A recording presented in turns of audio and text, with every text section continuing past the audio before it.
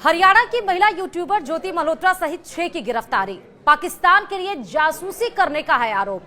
भारत में social media पर लाखों फॉलोअर्स के साथ एक चर्चित ट्रैवल ब्लॉगर और यूट्यूबर ज्योति मल्होत्रा को देश विरोधी गतिविधियों और पाकिस्तान की खुफिया एजेंसियों के साथ संबंधों के आरोप में गिरफ्तार किया गया। वह ट्रैवल विद जो नामक यूट्यूब चैनल चलाती हैं और पाकिस्तान यात्रा के दौरान वहां की खुफिया एजेंसी ISI के एजेंट से उसके संबंध बने।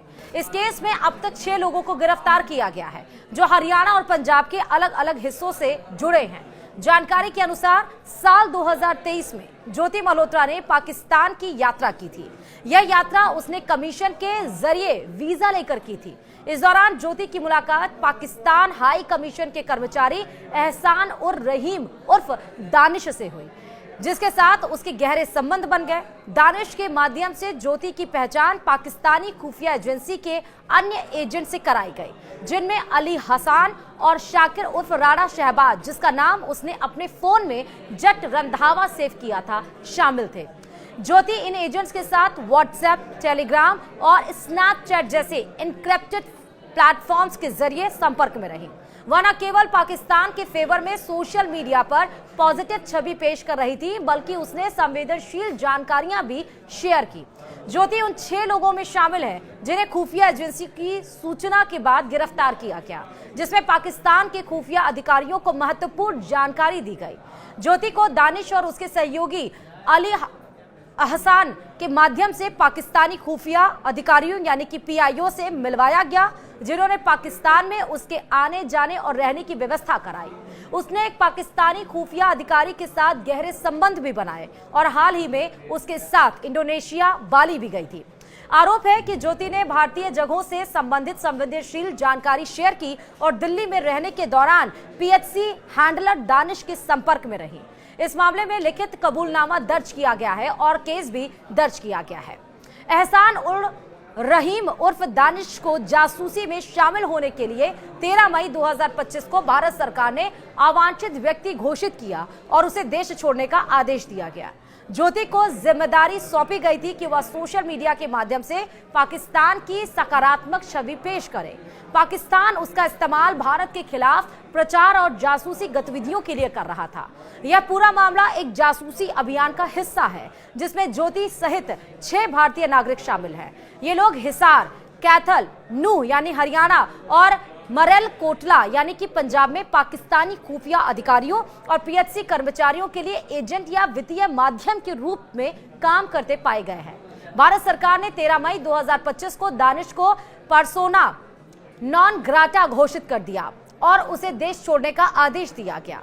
वहीं ज्योति मल्होत्रा के खिलाफ भारतीय न्याय संहिता यानी BNS की धारा 152 और ऑफिशियल सीक्रेट्स एक्ट 1923 की धाराओं 3, 4 और 5 के तहत केस दर्ज किया गया है।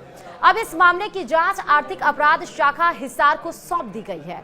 यह केवल ज्योति तक सीमित मामला नहीं है, बल्कि इससे एक कड़े नेटवर्क का पर्दाफाश हुआ है, जिसमें पंजाब और हरियाणा के कई जिलों के लोग शामिल हैं।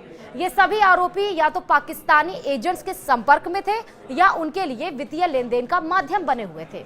जिन आरोपियों को अरेस्ट किया गया है उनमें 32 साल की गजारा भी शामिल है, जो दानिश के साथ वित्तीय लेन देन में शामिल थी और वीजा प्रक्रिया में मदद कर रही थी। इसके अलावा यामीन मोहम्मद शामिल हैं, जो दानिश को हवाला और अन्य माध्यमों से पैसे पहुंचाने में मदद करता था।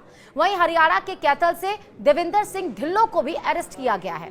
यह पाकिस्तान यात्रा के दौरान संपर्क में आया था।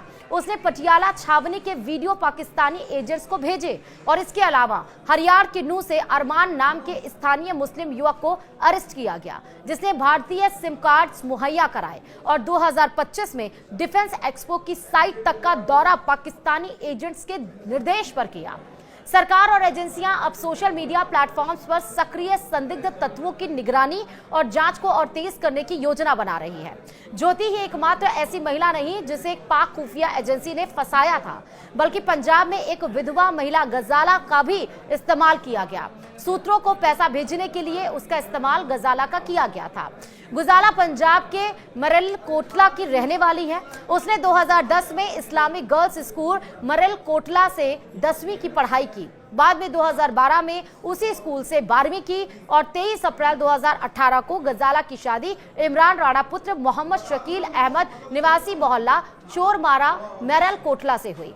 हालांकि 22 मार्च 2020 को हार्ट अटैक के कारण उसके पति का निधन हो गया। 27 फरवरी 2025 को गुजाला पाकिस्तानी वीजा के लिए आवेदन करने नई दिल्ली में पाकिस्तान हाई कमीशन गई, जहां उसकी मुलाकात पीएचसी के एक अधिकारी दानिश से हुई। दोनों ने अपने नंबर शेयर किए। इसके बाद गुजाला मेरल कोटला के लिए रवाना हुई। दानिश ने गजाला को मैसेज करना शुरू कर दिया और वे एक दूसरे से बात करने लगे। वे वीडियो कॉल और चैटिंग के जरिए संपर्क में रहे। कुछ दिनों के बाद गजाला को उससे प्यार हो गया, क्योंकि दानिश ने उससे वादा किया था कि वह उससे शादी करेगा। कुछ दिन बाद दानिश ने गजाला को चैटिंग के लिए व्हाट्सएप से टेलीग्राम पर स्विच करने के लिए कहा, यह कहते हुए कि व्हाट्सएप सुरक्षित नहीं है। 7 मार्च 2025 को दानिश ने गजाला को उसके निजी खर्चों के लिए 10,000 रुपए फोन पर भेजे थे, यानी फोन पे पर भेजे थे। और इसके बाद 23 मार्च 2025 को दानिश ने गजाला को फिर से 20,000 रुपए भेजे। दानिश ने गजाला को 20,000 में से 10,000 रुपए कुछ लोगों को भेजने के लिए कहा। उस पर भरोसा करके गजाला ने ठीक वैसा ही किया। गजाला ने उसके बताए गए व्यक्तियों को 1800-899-699 और 3,000 की राशि ट्रांसफर कर दी। 23 अप्रैल 2025 को गजाला फिर पाकिस्तानी वीजा के लिए नई दिल्ली स्थित पीएचसी गई। उसके साथ उसकी सहेली बानू नसरीना, पत्नी स्वर्गीय अब्दुल फिरोज निवासी मोहल्ला महेतवाला मेरल कोटा भी थी। वहां गजाला की फिर से दानिश से मुलाकात हुई, जिसने उसे आश्वासन दिया कि वह पाकिस्तान का वीजा दिलाने में मदद करेगा। इसके बाद गजाला उसी दिन मेरल कोटा वापस आ गई। अगले ही दिन उसे वीजा भी मिल गया। और इसी के साथ सरकार अब सोशल मीडिया पर अपनी पैनी नजर बनाए हुए है और नतीजा उसका ये निकला कि हरियाणा की महिला यूट्यूबर ज्योति मल्होत्रा सहित 6 लोगों की गिरफ्तारी हो गई है। ज्योति मल्होत्रा आईएसआई की खुफिया एजेंसी की तरह काम कर रही थी। वो भारत के जो जरूरी दस्तावेज, जो जरूरी सोर्सेस थे, उनको वो पाकिस्तान से लिंक्ड कर रही थी। लेकिन अब उनकी गिरफ्तारी हो गई है और अब उनसे सख्ती तरीके से पूछताछ की जा रही है। इसी के साथ ही इस वीडियो में फिलहाल अभी इतना ही।